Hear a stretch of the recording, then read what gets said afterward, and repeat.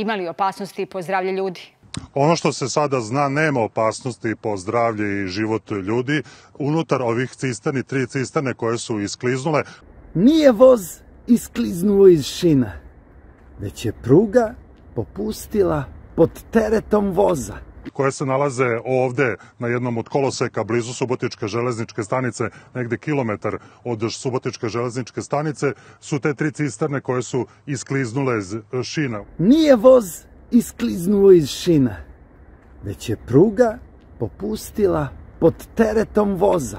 U njima se nalazi propilen, tako nam je rečeno. Nema velikog obezbeđenja jer kažu, što je najvažnije, nema opasnosti za građane. Inače, mi se nalazimo u neposrednoj blizini srednje tehničke škole Ivan Sarić u Subotici, koju ovde svi zovu Mešc.